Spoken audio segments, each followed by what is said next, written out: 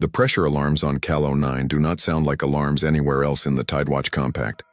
They sound like whale songs slowed down and pitched into a scream, because someone in the platform's original design team thought it would be less jarring for a facility built on an alien ocean to warn its people in a voice the ocean itself might recognize. It is not less jarring. It is worse.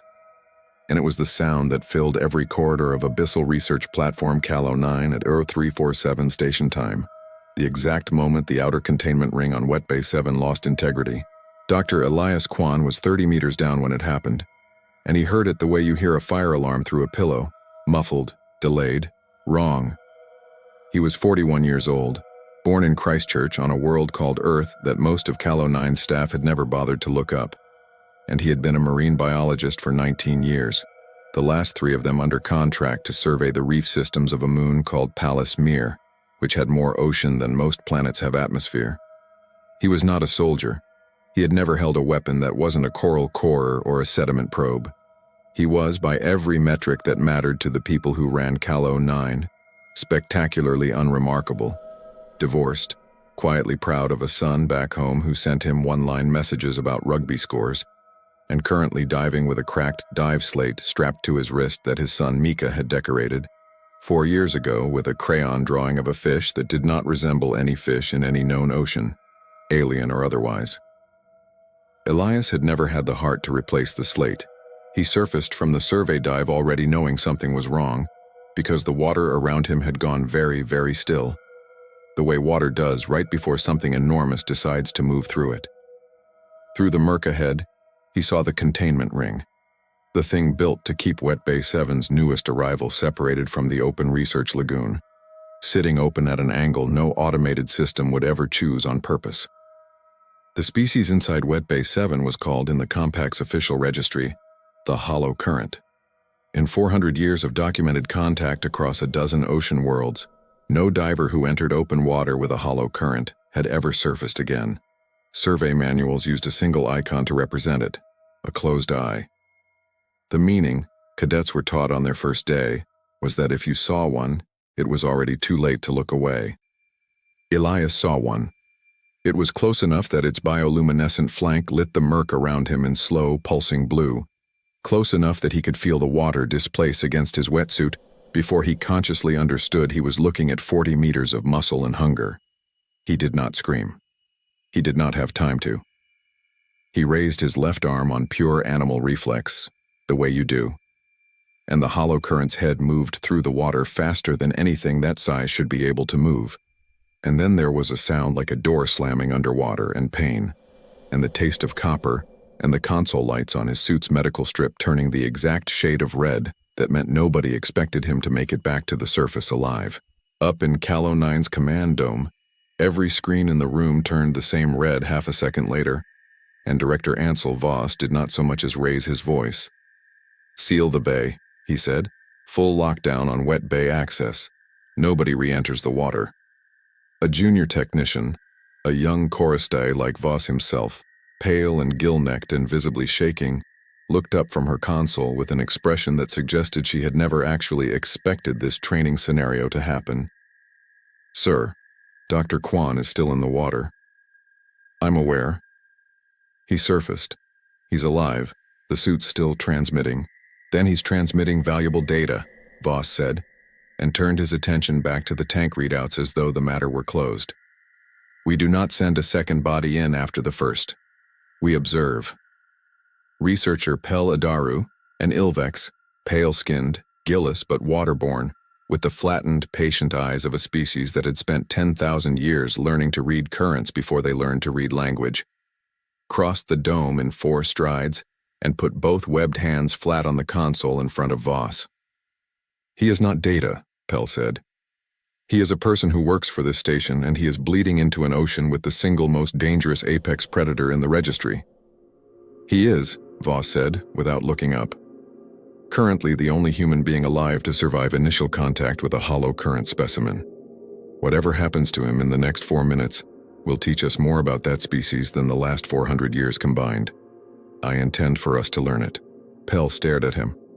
Somewhere behind them, alarms kept singing their whale song scream, and on the main display, Elias Kwan's vitals kept refusing, one stubborn beat at a time, to do what everyone in the room had been trained since childhood to expect. The hollow currents registry file listed exactly one confirmed behavior on contact: consumption. There was no recorded case of partial engagement, no recorded case of retreat, no recorded case in 4 centuries of the species doing anything other than what its name implied, closing over its prey like water over a stone and leaving nothing behind to study except the silence afterward. So when the automated medical monitors on Elias Kwan's suit clocked a bite injury to his left forearm and immediately began counting down a survival estimate, 90 seconds, the room did not question the number. 90 seconds was generous by historical standards. 90 seconds was the system being kind. 90 seconds passed. Elias was still transmitting. A physician's voice cut through the command dome, tight and confused. Vitals are, "Sir, his heart rate's elevated, but it's stable. Blood pressure is holding. I'm not seeing systemic shock." "Run it again," Voss said. "I've run it 3 times. Run it a 4th. Through the murk, 30 meters down, Elias floated in open water with his left arm throbbing in a way that felt disorientingly familiar. Not the searing agony every training video had promised him, but something closer to the deep, swollen ache of a bad sting, the kind he remembered from a summer counting reef fish off the coast of Queensland with a jellyfish welt the size of a dinner plate on his thigh. He breathed. He counted his own pulse against the timer on his wrist display out of habit, the same habit that had kept him calm through 2 decompression scares and 1 very bad night in a research submersible with a failing oxygen scrubber. His vision was clear. His hands weren't shaking. Above him, close enough now that its bioluminescence lit the water like slow lightning, the hollow current had stopped moving. It did not look like it was preparing to strike again. It looked, if Elias let himself use a word no marine biologist was supposed to use about an apex predator 400 years undefeated, uncertain. Its long body drifted at an angle that put no visible tension in its musculature. Its enormous head, easily the size of Elias's entire torso, tilted with the loose, exploratory motion of something that had just bitten into a piece of fruit and discovered, too late, that it was rotten.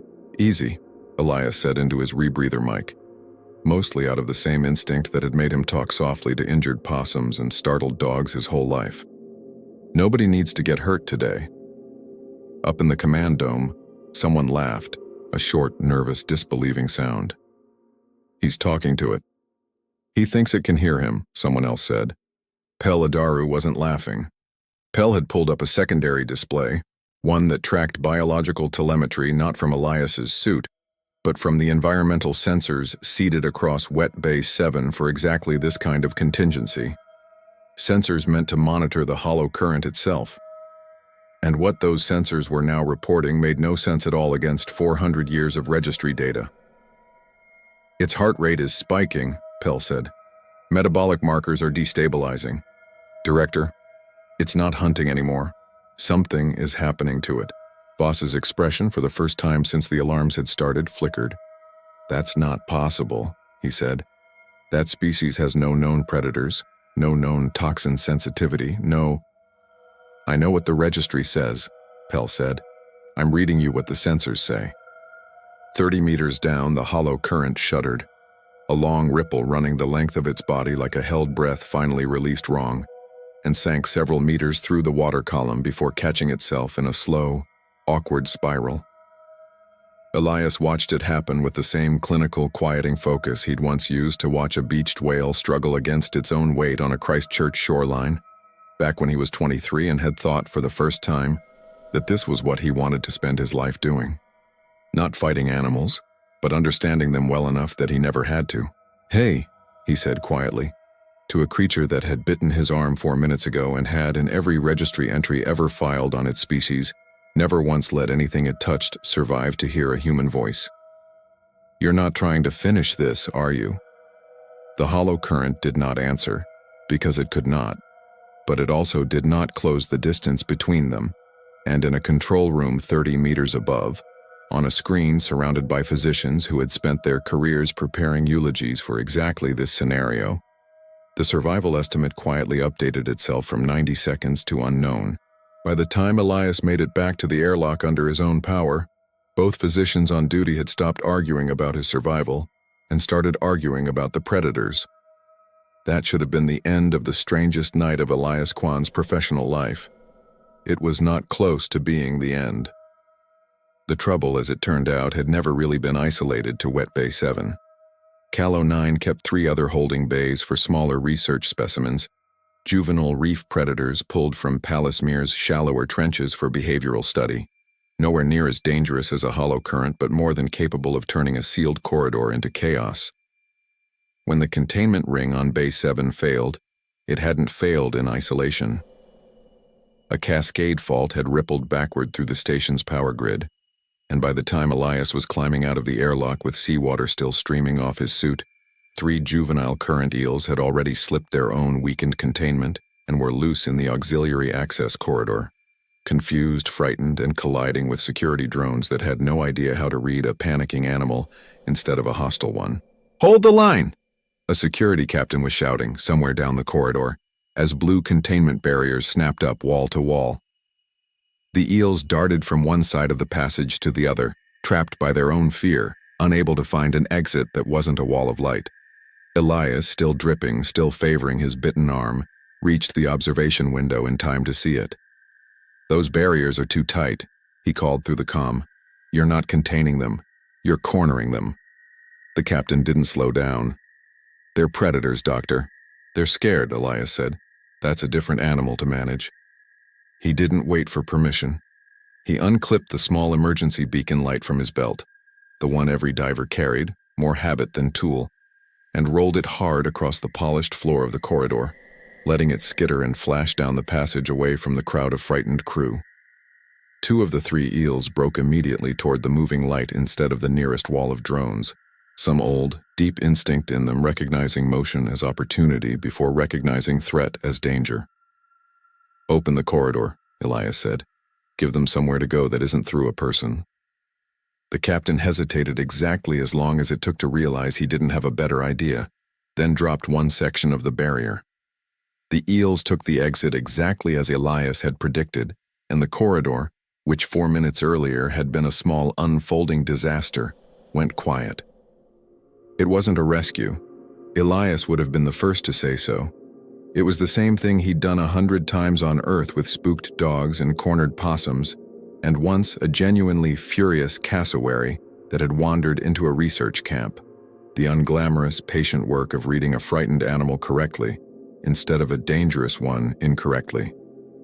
But Peladaru, watching from the dome above, found herself thinking that it was the first thing all night that had actually looked like expertise instead of luck. Director Voss did not appear to share the sentiment. When Elias made his way back toward medical for a follow-up scan, he found the corridor outside Wet Bay 7 already ringed with security drones, not aimed at the recovering hollow current, still resting weakly on the bay floor below, but positioned in a loose, unmistakable perimeter around Elias himself. "Director," a young officer said carefully, "are we detaining Dr. Kwan?" "We are protecting an irreplaceable scientific asset," Voss said without turning. Elias exhaled slowly. "I really did prefer the reef guy." Pell stepped between them before anyone else could speak. "You cannot do this. Dr. Adaru, if word of tonight reaches the wider compact before we understand what's happened here, every research authority in 3 sectors will demand custody of him within the week. I intend to control that outcome." "You're not protecting him," Elias said quietly. "You're trying to own whatever's in my blood." Nobody in the corridor argued with him, because everyone standing there had already worked out that he was right. It was at that exact moment, Pell would remember this detail for years afterward, the sheer absurd timing of it, that the veterinary monitors ringing Wet Bay 7 erupted into a second wave of alarms, and the hollow current, which had spent the last 20 minutes lying still on the bay floor in what everyone had assumed was simple exhaustion, lurched upright, staggered 2 full body lengths sideways, and collapsed against the reinforced observation wall hard enough to crack a support strut. "It's not attacking," Elias said immediately, already moving toward the glass. "Don't fire." It's moving toward the wall you're standing next to, the captain said. It's not aiming for me, it's trying not to fall over. Elias watched the great animal's long body tremble along its whole length, its enormous eye, the closed eye icon come to life, dilated wide now instead of shut, fixed on nothing in particular. Something's actively wrong with it. This isn't fear anymore. This is illness. Behind him, unnoticed by everyone except one nervous junior technician monitoring an auxiliary console, Director Voss quietly entered a personal authorization code into his wrist terminal. 40 meters below the station's main structure, in a containment vault that appeared on no public schematic of Cal 09, magnetic locks the technician had never seen active in 3 years of employment disengaged, one after another, in the dark. "Director," she said, her voice climbing half an octave. "Vault status just changed. Restricted containment is coming online." "That's correct," Voss said, still watching the ailing hollow current through the glass. "I authorized it." Pell's expression went cold in a way Elias hadn't seen from her all night. "What is in that vault?" "Insurance," Voss said. The floor trembled first, a low vibration running up through the deck plating like distant thunder rolling through steel instead of sky. Then it came again, harder, and the calm, synthetic voice of the station's command system announced with the same even tone it used for weather advisories, "Restricted containment system active, and somewhere beneath Cal 09, in water, no survey team had ever been cleared to enter. Something vastly larger than a hollow current began, unhurried, to move." "Sir," the captain said, "authorization for that vault requires Compact Council sign-off. There's no... The Council is several weeks away by fastest transit," Voss said. "It is, under the circumstances, fortunate." Pell stepped directly into his line of sight. "You are in violation of every biological research treaty the Compact has ever ratified. History remembers results, Dr. Adaru, not committee minutes." Elias let out a slow breath. That's usually what people say right before they do something they'll spend the rest of their life regretting. Nobody answered him because the deck shook again, and this time the tremor didn't fade. The species held in that vault had a name in the old Compact records, though it hadn't appeared in a public registry in over 60 years. A depth sovereign, larger than a hollow current by half again, armored in dark, light-swallowing scale instead of soft bioluminescent hide, and formally banned from all research use across the Compact, after an uncontrolled specimen had gutted an entire coastal facility during what the historical files dryly called the Wren Achebe Trench incident. Even the station's veteran security captain, watching the live feed as the vault doors finally slid apart to reveal a pair of pale, glowing eyes deep in the dark, muttered, mostly to himself, "I thought those were extinct." "They were declared extinct in the wild," Pell said, reading the specimen's file as it populated across her console, her voice tightening with every line. "This one was never wild. Director, this animal has been kept in that vault since before I was assigned to this station, which is precisely why its reaction will be scientifically invaluable," Voss said, with a calm that had stopped, several minutes ago, sounding like confidence, and started sounding like something closer to obsession. Elias looked from the wounded, disoriented hollow current resting against the observation glass to the live feed of the second predator advancing through the lower corridor with slow, deliberate purpose, and felt something settle in his chest that wasn't quite fear. "I don't think it's coming here to hunt," he said, mostly to himself. Nobody understood what he meant until every motion sensor along the lower corridors began tracking not one signal, but two, and the second, smaller signal wasn't running from the depth sovereign's approach. It was racing toward it. The security feed that reconstructed what happened next would later be studied by more xenobiologists across the Compact than any single piece of footage in a decade, and every one of them would arrive, eventually, at the same conclusion Elias reached standing in the observation dome in real time. The hollow current had not fled its damaged containment. Weak, disoriented, still metabolizing whatever chemical confusion Elias's blood had put into its system, it had crossed half the lower station under its own power not to escape, but to intercept. "It's heading straight for it," Pell said, watching the two signals converge on the display. "Predators don't protect each other," the captain said. "That's not how apex species behave." "No," Elias said quietly. "But sick animals recognize danger long before healthy ones do, especially danger they've never met before." The two creatures met at the mouth of the same corridor, at opposite ends of the frame, and for several long seconds neither one moved. The Depth Sovereign advanced with the same unhurried confidence it had shown since the vault opened. The hollow current, exhausted, planted its enormous body squarely across the passage and did not yield an inch of water. Then, the larger predator slowed. Its head lifted, tasting the water instead of closing the distance, and every biological sensor in the corridor overloaded at once with incoming telemetry. "Both organisms are releasing emergency biochemical signals," a technician said, staring at her console like it might change its answer if she looked at it long enough. "Those aren't attack markers," Pell said, zooming into the readout. These are stress warnings. They're signaling each other." "Signaling what?" the captain asked. Pell swallowed before she answered. "Danger." Elias folded his arms, watching the feed with the same quiet focus he'd worn his entire adult life around animals nobody else trusted. On Earth, wolves warn each other off dangerous ground. So do elephants. So do whales, over distances that used to sound like a fairy tale before we had the instruments to prove it. Maybe these two are doing the same thing.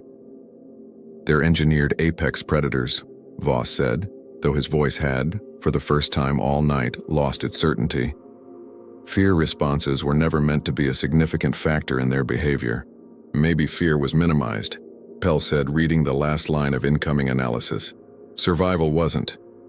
She looked up. Both animals entered identical metabolic distress within seconds of detecting trace residue of Dr. Kwan's blood, still present in the water recirculation system from the Wet Bay breach. Direct contact was never the trigger. It was proximity. It was enough that it was somewhere in the water at all.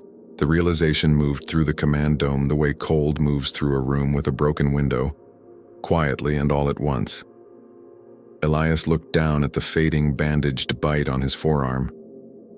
"So it was never hunting me," he said slowly. "After the bite, it was trying to figure out why every instinct it had was suddenly telling it to get away from something it should have already killed." "That's what I'm reading," Pell said. Voss stared at the display as though it had personally betrayed him. "That's not possible. Human biology has been studied for decades." "Studied," Pell said, "is not the same as understood." She let the words sit in the dome for a moment before continuing, quieter now. "You built an entire theory tonight on the assumption that whatever was happening to Dr. Kwan was a weapon.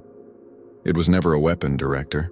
It was a variable nobody in this registry had ever accounted for, and you released 2 apex predators into a research station to force it into a shape you already believed in." Before Voss could answer, every display in the dome flickered and cleared at once, replaced by an incoming transmission carrying the priority seal of the Tidewatch Compact's Enforcement Division. A calm, synthetic voice filled the room, cutting through the argument like the whale song alarms had cut through Elias's sleep hours earlier. "Attention Calo 9 personnel. Preserve all evidence and biological samples in current condition. Director Ansel Voss is relieved of operational authority pending investigation into unauthorized release of a compact restricted specimen." Voss reached for his wrist terminal on reflex. The system rejected the command silently. His clearance, it turned out, had already been revoked several minutes earlier, quietly, from a Tidewatch vessel that had been monitoring the station's restricted containment activity long before anyone in the dome had noticed the ship's arrival on approach. Security officers exchanged uncertain looks and, one by one, lowered the drones still ringed loosely around Elias. Nobody had to give the order out loud. "You spent your whole career believing the ocean could be controlled from behind glass," Elias said, not unkindly, watching Voss's face do something complicated as his authority quietly evaporated around him. Voss said nothing. Out past the observation windows, the enforcement vessel's running lights were already visible against the dark water sky of Palace Mere, closing steadily toward the station.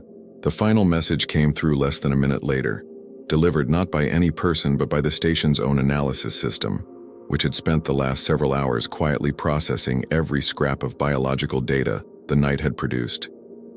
It appeared on every screen at once in the same flat, procedural font used for shipping manifests and maintenance logs, which was, Pell would say later, exactly what made it land as hard as it did. Species designation update, Homo sapiens. Biochemical signature classified, uncatalogued variable, predatory response across tested apex species, uniformly negative.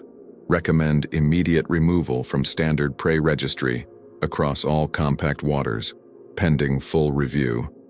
Beneath it, appended by some analyst on the enforcement vessel who clearly hadn't been able to resist, was a single line that hadn't been part of the standard report template at all.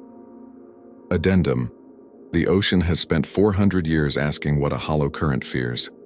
Today it met the answer, and so did we. Pell read it twice before she trusted herself to speak. We were asking the wrong question the whole time. What should we have been asking? Elias said. She looked at him for a long moment. Not why you survived. Why every apex predator on this moon evolved with an instinct to avoid something that, as far as any of us knew until tonight, doesn't even exist in this ocean. The investigation that followed was quiet, procedural, and almost anticlimactic after everything that had preceded it. No alarms, no dramatic arrests. Tidewatch investigators moved through Callow 9 for 3 days, collecting samples, interviewing staff, sealing the vault that should never have been built in the first place. Director Voss's clearance disappeared from every system on the station one line at a time, and nobody defended him, because the enforcement vessel had already recovered every authorization log he'd generated that night, and none of them needed a defense lawyer's help to be damning. As officers escorted him toward the departing shuttle, he stopped once briefly beside Elias. You understand they'll spend decades trying to figure out what you are, Voss said. Elias considered that, and found, to his own mild surprise, that it didn't frighten him the way it might have 12 hours earlier. I hope they spend just as long figuring out what they were so afraid of before tonight, he said. Voss didn't answer. He turned and kept walking, and nobody in the corridor watched him go for very long. Pell found Elias afterward in the same observation dome where the whole night had started, looking down at the recovering hollow current, now resting in a redesigned open habitat instead of a sealed vault, its long body coiled loosely near the glass like something finally, cautiously at rest. Your transport leaves in 40 minutes, she said. My son's been waiting long enough, Elias said. There was no complaint in it, just fact. Pell handed him a sealed data crystal.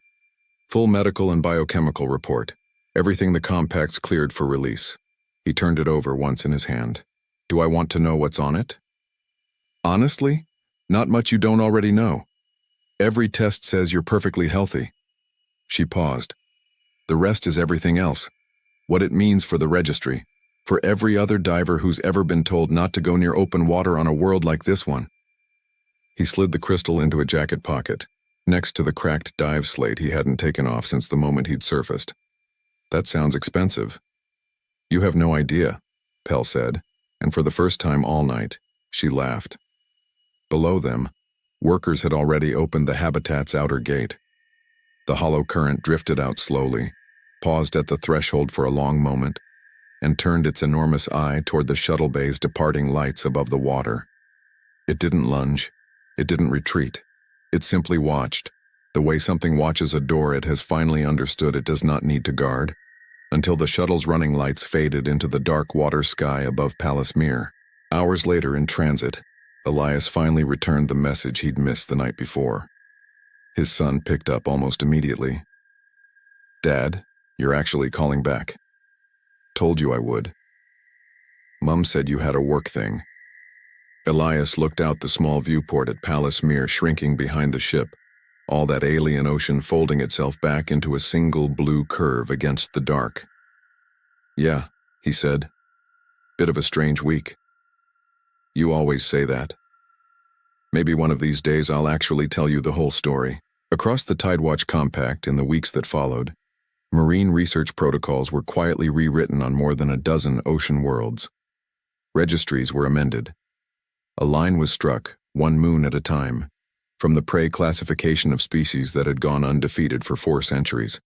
Not because anyone had discovered a new weapon, but because someone had finally bothered to ask what those predators had been avoiding all along, and found the answer wearing a cracked dive slate and a decade-old drawing of a fish that didn't look like anything in any known ocean. Humanity had not become more dangerous overnight.